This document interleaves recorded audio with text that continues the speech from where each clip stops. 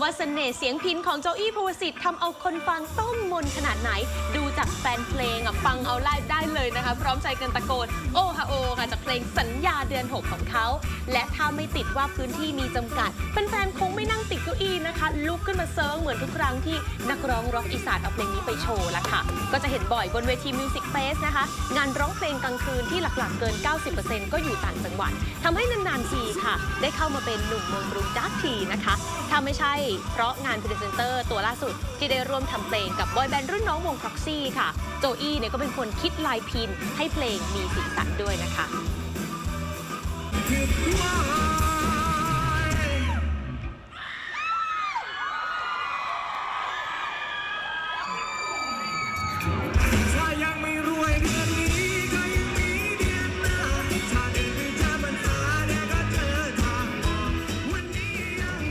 แฟนคลับให้ฉายานักร้องเอวหวานน่าจะจริงละค่ะท่าแดนสุดสะออนสไตล์จิโกไทยบ้านนักร้องหนุ่มก็แซวตัวเองว่าร่างนี้ไม่ใช่โจอี้แต่เป็นจีจี้ค่ะเป็นอีกเสน่ห์หนึ่งที่เขาใช้ในโชว์นะคะจนคิวงานของโจอี้ภูวสิทธิ์ถูกจองยาวไปเลยค่ะไม่ใช่แค่ข้ามปีแต่ว่ายาวทะลุปี 2569 ไปแล้ว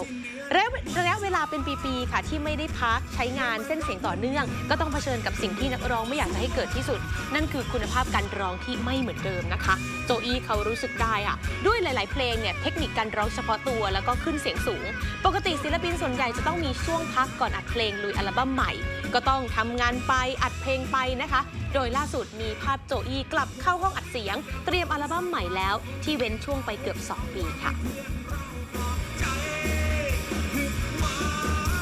ช่วงแรกๆครับไม่ได้วอร์มเลยแบบก็ร้องแต่พอหลังเราเริ่มรู้สึกว่าเอ้ยเ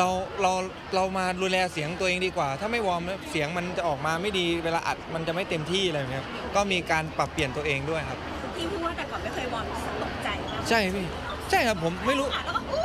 ผมไม่รู้จากการวอร์มเสียงเลยแต่ว่าพอหลังนี่คือเฮ้ย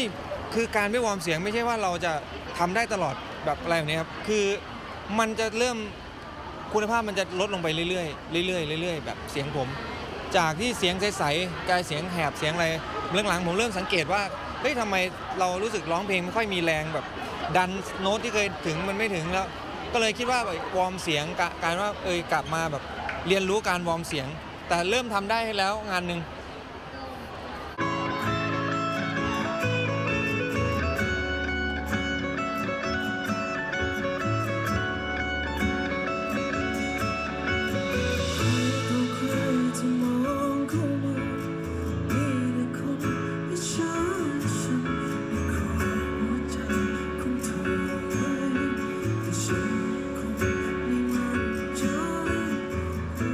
ความสำเร็จจากบทเพลง200 ล้านวิวค่ะทั้งเพลงนี้ณหน้าทองแล้วก็ดวงเดือนนะคะปีนี้เป็นอีกบทพิสูจน์ว่าความพยายามไม่ทรยศนักร้องหนุ่มจาก101จบจากทัวร์คอนเสิร์ตในต่างประเทศก็มีเวทีใหญ่ค่ะ G-Fest รออยู่แล้วนะคะโจอี้ภูวสิทธิ์เขาถูกเลือกเป็น1 ใน 8ศิลปินร็อกขึ้นเวทีคอนเสิร์ตร่วมกับตำนานวงร็อกรุ่นพี่แถวหน้าค่ะ Cocktail Potato Slot Machine Lomo Sonic รวมถึงตัวแทนสายพันธุ์ร็อกเจนใหม่นะคะ Tilly Birds Three Man Down แล้วก็ Early Monday ค่ะ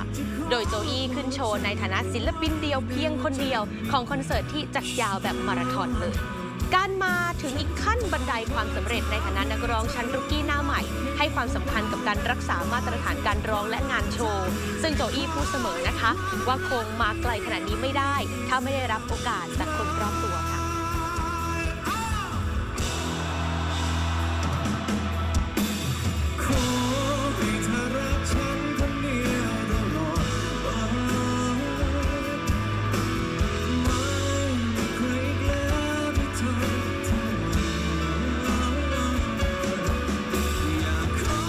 ผมยังไม่คิดว่าผมแบบเป็นแนวหน้านะผมคิดว่าแบบยังเป็นแบบรุกกี้แบบศิลปินหน้าใหม่ที่ผู้ใหญ่ให้โอกาสมากกว่าที่ใ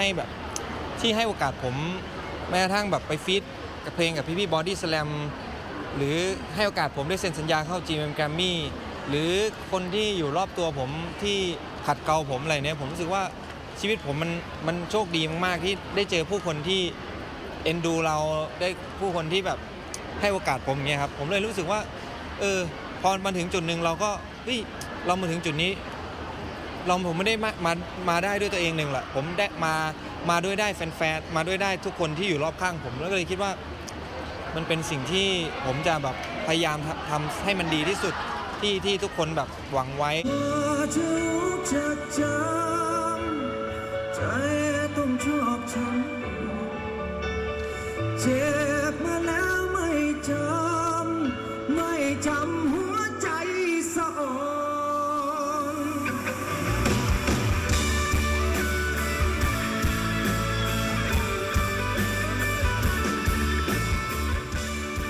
การทำอัลบั้มใหม่ค่ะนักร้องหนุ่มยอมรับนะคะว่าหวั่นใจ